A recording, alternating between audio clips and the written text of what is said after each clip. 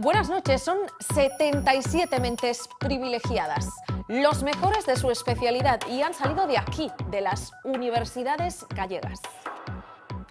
Los mejores en matemáticas, en turismo, en económicas o en arquitectura son el futuro y hoy han recibido en Santiago el premio extraordinario Fin de Carrera.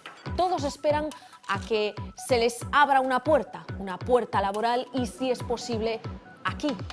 Aunque son conscientes de que no va a ser fácil. De hecho, algunos ya han hecho las maletas, otros vuelven a Galicia solo por Navidad. Los currículums más brillantes del campo de la investigación, la falta de financiación, oportunidades y estabilidad les llevaron a buscar suerte fuera de nuestro país.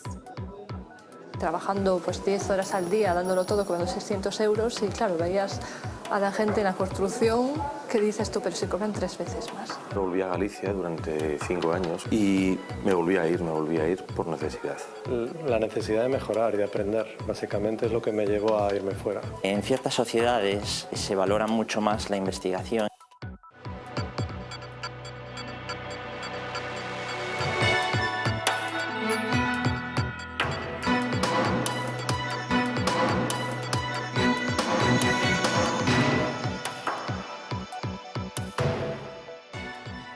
A estas horas, la policía investiga el caso de la muerte de una mujer de 79 años este martes en Narón.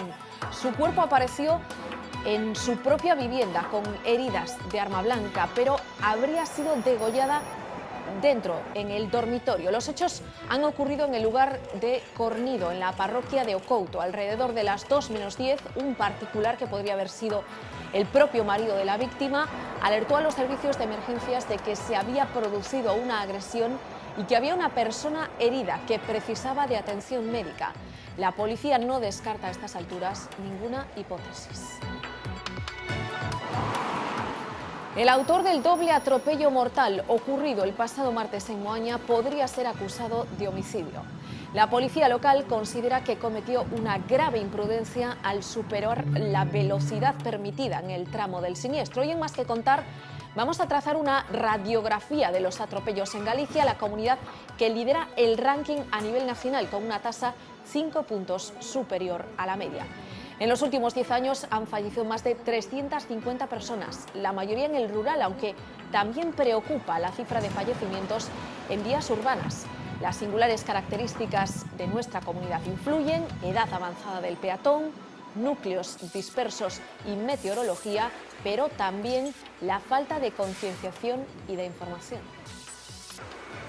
Frenazos, esquivar incluso, y bueno, pues muchas veces están cruzando en verde y parar, o sea, aunque no tengas tú, pues tienes que parar, obviamente. Pero nos cruzan por cualquier lado y nosotros andamos bastante rápido y sustos sí que llevan muchos. Esto es de verdad demasiado, ¿eh? Fin de semana, ¡buah! Mariano Rajoy ha fijado por fin su posición respecto al puzzle político derivado del 20D y ha puesto sobre la mesa, Paloma Ferro, muy buenas tardes, una especie de propuesta de amplio espectro. Cuéntanos. Exacto, sí, muy buenas tardes. Rajoy pone una oferta sobre la mesa: formar una mayoría estable con el apoyo de los partidos que comparten su visión de una España unida y, a poder ser, que entre todos sumen más de 200 escaños. Con estos requisitos, aunque no mencionó directamente a PSOE y Ciudadanos en su intervención, se entiende que la propuesta va dirigida a ellos. Este supuesto tripartito sumaría 253 escaños. Francamente no veo una alternativa al planteamiento que he hecho yo que sea mejor para defender la unidad de España, para defender la soberanía nacional. Si se repitieran las elecciones, que yo creo que sería una mala solución, yo desde luego quiero ser el candidato del Partido Popular. Si la propuesta no sale adelante y se tienen que celebrar nuevas elecciones, ya lo han escuchado, Rajoy seguirá siendo candidato del PP. El principal aludido de esta oferta, el Partido Socialista, no recoge el guante. El secretario de Organización de los Socialistas mantiene que votarán no a la investidura de Rajoy. Dice que lo harán por el bien de España. Al grupo mixto, ahí ha enviado el Partido Popular al diputado electo Pedro Gómez de la Serna. A ese punto han llegado después de que el número 2 del PP por Segovia, vinculado presuntamente al cobro de comisiones por el asesoramiento de empresas españolas en el extranjero, decidiera recoger su acta de parlamentario. Además, el partido le ha abierto un expediente disciplinario. El PP ya le había apartado de la campaña y pedido que se retirara de la candidatura, algo a lo que Gómez de la Serna se negó. Mantiene que no ha sido imputado por ningún juez ni tribunal. Ha vuelto a pasar. En el Pleno de la Diputación de Lugo hoy se votaba la reforma del reglamento del propio ente provincial y Manuel Martínez, el diputado no adscrito, se ha posicionado de nuevo con el PP, tumbando la propuesta del gobierno que encabeza otro socialista, Darío Campos. El alcalde de Becerrea, que ha recurrido su expulsión del PSOE por desmarcarse de la disciplina del partido, sigue votando en contra de su antigua formación. La situación es paradójica porque además Martínez acaba de ser elegido vicepresidente de la Sociedad del Suelo de la Diputación, un cargo institucional al que llegó a propuesta del presidente Darío Campos. Escuchábamos antes a Mariano Rajoy, que ha hablado tras la reunión del Consejo de Ministros, el último del año y el primero como presidente en funciones, que ha estado marcado por la economía. El Gobierno ha dado luz verde a la subida del 1% del salario mínimo interprofesional, apenas 7 euros más al mes, hasta los 655 euros. Y se incrementan un 0,25% las pensiones a partir de enero. Rajoy ha avanzado que la economía española cerrará 2015 con un crecimiento del 3,2%, una décima menos de lo previsto. El presidente en funciones ha sacado pecho de la marcha de la economía el mismo día que en Galicia hemos conocido datos poco alentadores. Según una encuesta del IGE, del Instituto Galego de Estadística, el 58% de los hogares gallegos llegan a fin de mes con dificultad o con mucha dificultad. Un tercio solo tiene ingresos procedentes de ayudas, casi la mitad ahorraron en alimentación el pasado año y los jóvenes siguen teniendo dificultades para emanciparse. El 61% de los gallegos menores de 35 años aún vive con sus padres. Está llamado a ser una auténtica revolución en el mundo de la navegación aérea. Solo tiene 4 letras, dron. Pero sus aplicaciones son innumerables. Ya ha forjado una importante industria en Galicia. De sus presentes y futuras aplicaciones y de un hito en el que ha participado un gallego de Arzúa hablaremos esta noche en Más que Contar. Se llama Ramón Raposo, es ingeniero aeroespacial, trabaja para una empresa británica y ha gestado la primera travesía de una nave no tripulada en el espacio en el que se mueven los aviones comerciales. Vamos, que unos y otros ocupan el mismo lugar en el cielo. Enseguida nos cuenta esta aventura de altos vuelos.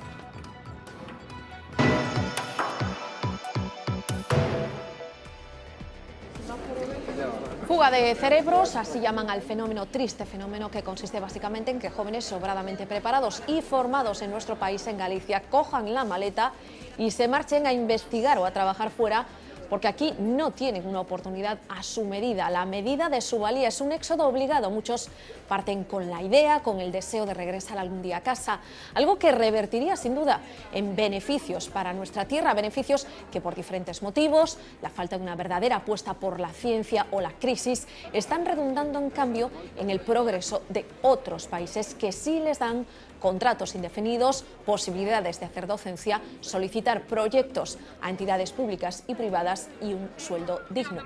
¿Tendrá ese viaje de ida del talento un billete de vuelta?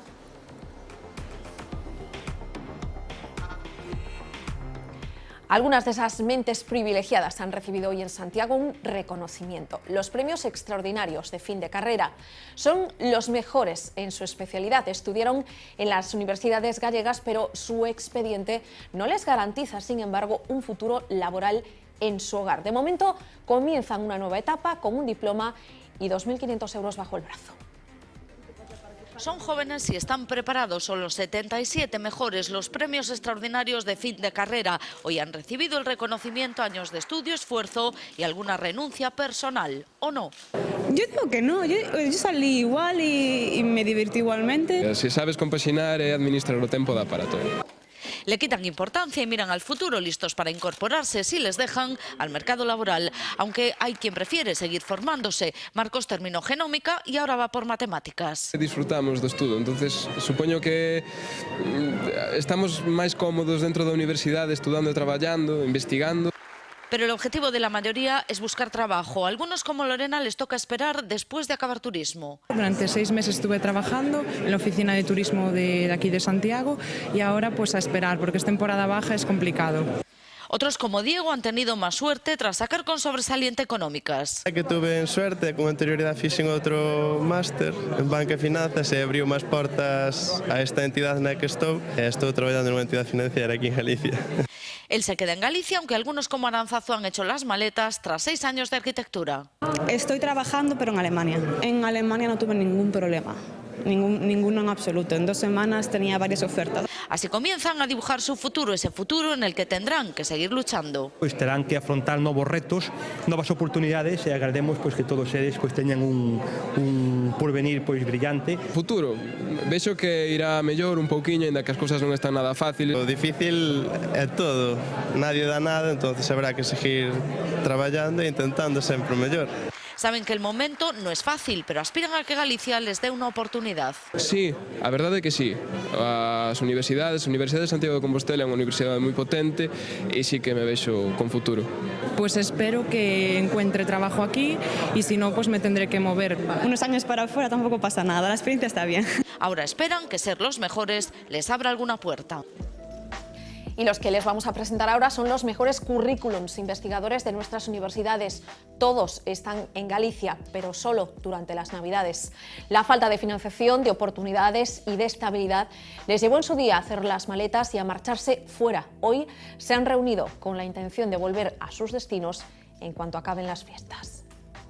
¿Qué tienen en común? Una bióloga que estudia la diabetes infantil, un licenciado en farmacia especializado en biología computacional, un médico titulado por la USC que ejerce como jefe de sección en un hospital sueco y un pedagogo que trata de aplicar nuevas metodologías de enseñanza en las escuelas rurales. La respuesta es que todos ellos dedican su tiempo a la investigación y que todos ellos lo hacen fuera de nuestro país, a pesar de haber sido formados en Galicia. En 2011 la crisis ahí, entonces no quedaba un poco otra que irse fuera. Tenía la oportunidad de marcharme y estoy muy contento allí. Fue una oferta laboral interesante. Me fui para realmente desarrollarme aún más. Todo su talento y el de muchos otros se reunió hoy en A Coruña. Ellos vuelven a casa, pero de momento solo por Navidad. Mirar más allá a la hora de investigar en España es complicado. Ahora hay muy pocas becas para irse fuera, pero es que no hay ninguna para volverse. Yo voy a luchar por encontrar algo saldrá, ya se verá cuándo, ese es el problema. Plantarse por la cabeza siempre tienes ciertas ideas, ¿no? Pero en principio la verdad lo veo difícil. Si se dan las circunstancias sería fantástico volver. ¿Qué circunstancias tienen que dar? Pues bueno, no solo es que tengas un sueldo digno y una estabilidad, sino que puedas desarrollar ese trabajo que estás haciendo, que lo puedas hacer aquí también con esas mismas condiciones. Muchos de ellos han encontrado fuera de nuestro país lo que España no ha sabido o no ha podido darles: estabilidad, financiación, futuro y reconocimiento. Más que decir las cosas que encuentras, es la calidad de las cosas que encuentras. Profesionalmente, claro, que es muy satisfactorio, pero claro, por ejemplo, mi marido trabaja en Santiago, entonces llevamos pues 2 años y pico pues yendo y viniendo los fines de semana, tampoco es un estilo de vida. Coinciden en que no es un problema de valer, sino más bien un problema de valor. La investigación tenemos que percibirla como la generación de conocimiento. Y esto es algo que en España tenemos que aprender, que la inversión en investigación es inversión, no es gastar el dinero. Imagina que hacemos una huelga a los investigadores, pues muy bien, pero no se va a enterar mal. No sabemos si ellos volverán algún día, pero sí sabemos que otros vendrán. Y aprender del pasado será la mejor garantía del futuro. Bueno, pues como esos investigadores que en su día cogieron el avión, ¿se imaginan ir de pasajero en una de esas naves, mirar por la ventanilla y encontrarse con un dron volando a su lado? No es ciencia ficción. Hace solo unos días un aparato no tripulado circulaba por primera vez en espacio aéreo no segregado, es decir, donde operan las líneas aéreas convencionales. Surcó el cielo de Reino Unido, un vuelo que ya ha hecho historia, a más de 4.500 metros de altura, unas 3 horas de duración sobre la costa de Gales, una iniciativa de NATS, la empresa en la que trabaja nuestro invitado de esta noche, el gallego Ramón Raposo, ingeniero aeroespacial.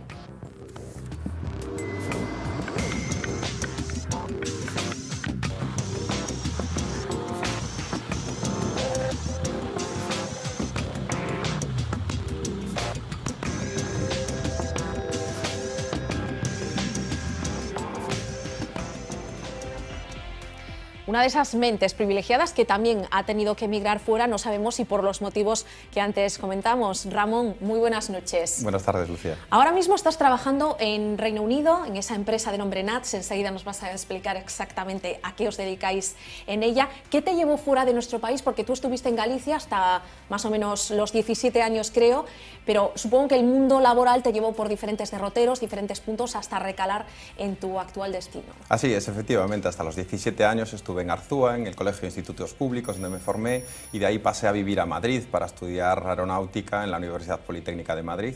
Una vez que terminé la carrera, pues pasé por diferentes lugares, como son Valencia, en el Departamento de Operaciones del aeropuerto, como ingeniero de operaciones de vuelo en Spanair, en Palma de Mallorca, y de ahí de vuelta a Madrid como consultor en operaciones de espacio aéreo en la empresa ISDEFE. Una vez en ISDEFE, y ya en el año 2012, un poco la inquietud y las ganas de conocer nuevos horizontes y nuevas culturas me llevó hasta el Reino Unido, que es en donde desarrolló mi actividad profesional hasta la fecha.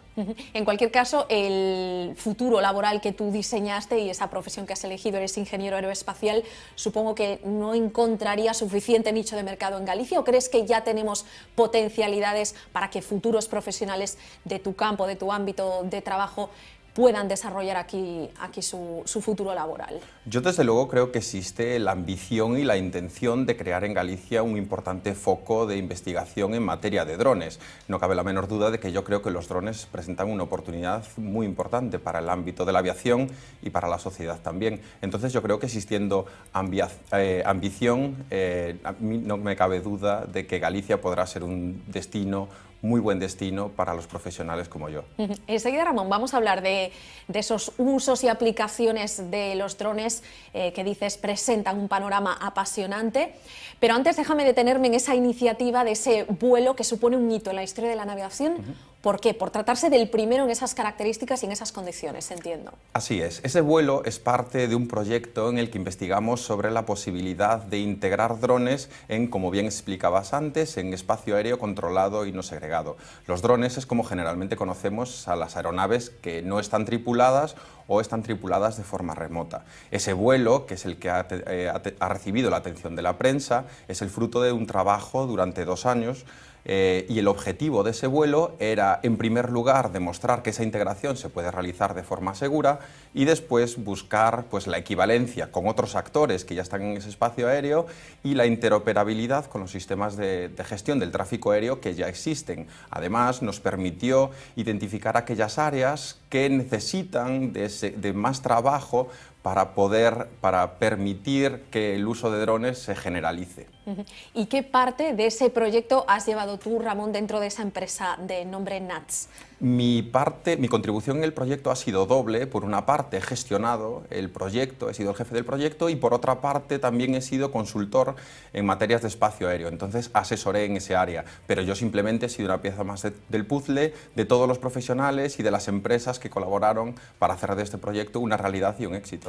Dices, estamos trabajando en la integración con ese espacio aéreo por el que hoy navegan aviones comerciales. Es posible, pero hoy por hoy no lo permite ¿qué? La normativa que tenemos.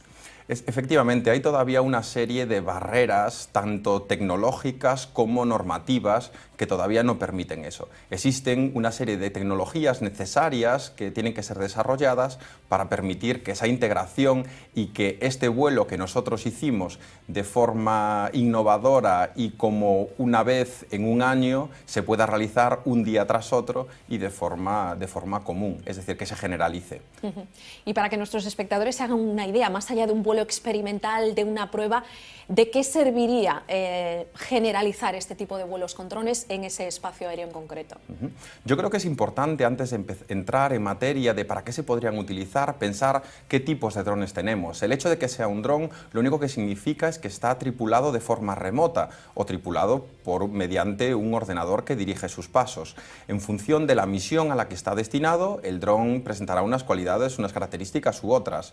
Los drones grandes, como este que nosotros utilizamos, que se llama un Watchkeeper, de aproximadamente 500 kilos y de 11 metros de envergadura alar, pues presenta unas posibilidades de usos comerciales en el futuro, como por ejemplo el transporte de mercancías, por ejemplo, o el la búsqueda y rescate, es decir, el salvamento. Ahí los drones presentan una serie de beneficios, porque, por ejemplo, reducir o eliminar la presencia de humanos a bordo permitiría utilizar diferentes estructuras, entonces el fuselaje y el coste de esa operación sería más baja. En búsqueda y salvamento podríamos tener autonomías con los drones de 20 horas, por lo cual se vería un beneficio en ese servicio.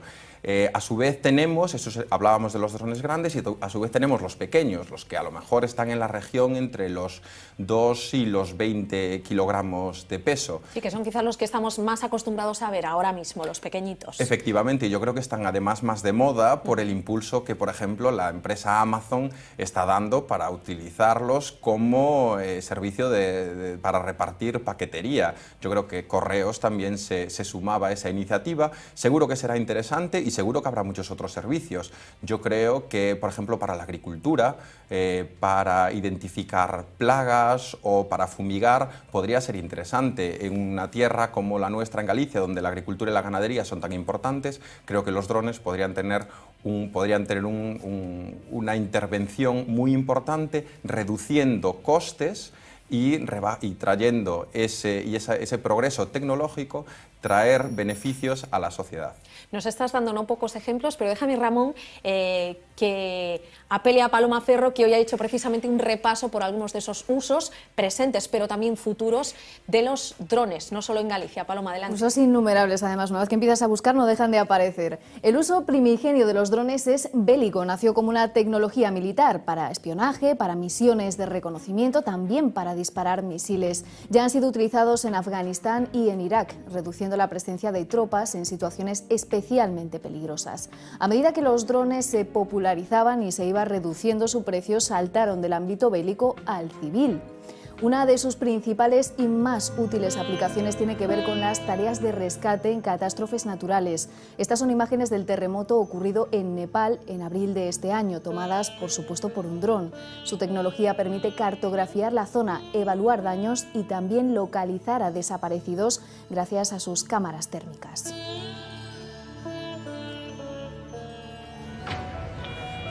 112 operator, what is your emergency? It's my dad. I think he had a heart attack. Please help. He's not breathing anymore. Please stay calm. What's your name? Joanna. Good, Joanna. We've got your location. The ambulance drone is on its way. Esto es un dron ambulancia preparado para volar en caso de, por ejemplo, ataques cardíacos. Lleva desfibriladores al paciente en cuestión de minutos, mejorando el tiempo de respuesta de los servicios actuales. Los drones también se utilizan en playas para labores de salvamento. Lanzan salvavidas en cuestión de segundos a la persona que se está ahogando.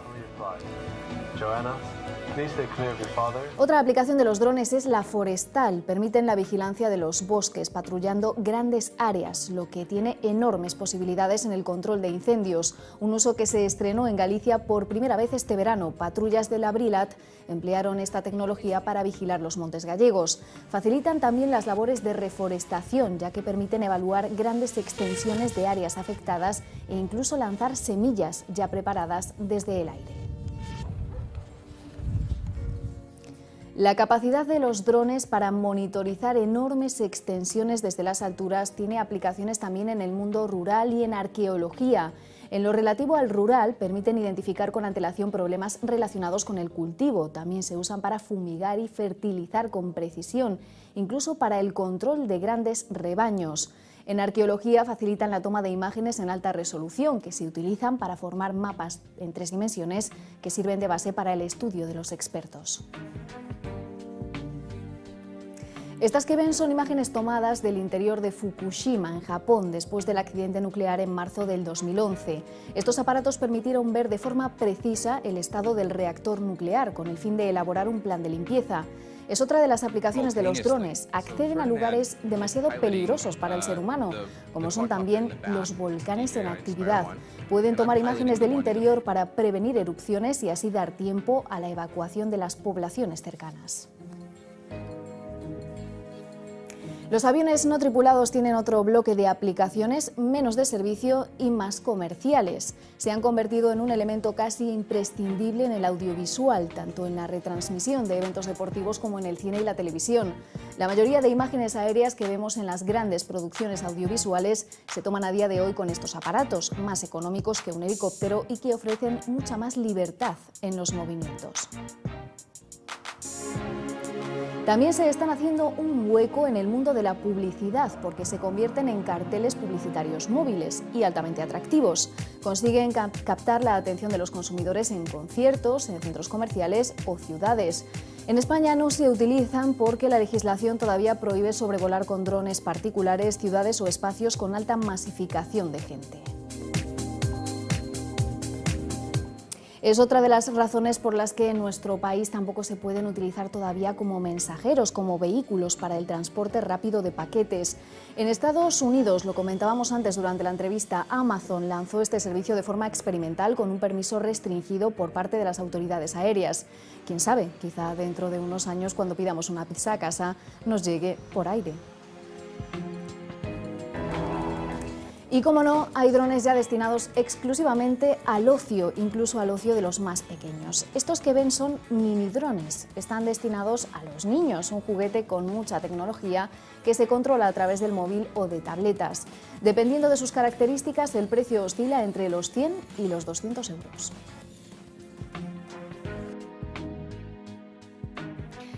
Gracias, Paloma. Seguro que algún dron dejan también los Reyes Magos el próximo día 6 al pie del árbol. Ramón, infinitos los ejemplos que podríamos nombrar de aplicaciones con drones, y mencionaba Paloma en el inicio de ese repaso su origen militar. Un origen que nos lleva a pensar que no estamos ni mucho menos ante una tecnología de reciente creación y moderna, porque los militares llevan muchos años utilizándola. Así es, los militares tienen una enorme experiencia. De hecho, recientemente me comentaba un compañero que hay un ejemplo de un dron que está en el Museo Aéreo de Getafe, que data de hace 30 años. Ellos poseen una enorme experiencia en este campo, y lo que intentamos hacer los investigadores en el ámbito civil es aprovecharnos de toda esa experiencia, traerla al ámbito civil y así poder tener un impacto positivo en la sociedad. Y de hecho, creo, corrígeme si me equivoco, Ramón, que el modelo empleado en ese vuelo, digamos, experimental en Gales es idéntico al utilizado por el ejército británico en misiones en Afganistán. Sí, y tanto que es idéntico que es el mismo. Es el mismo, es el mismo. Bueno, entonces estaba yo cerca de esa apreciación.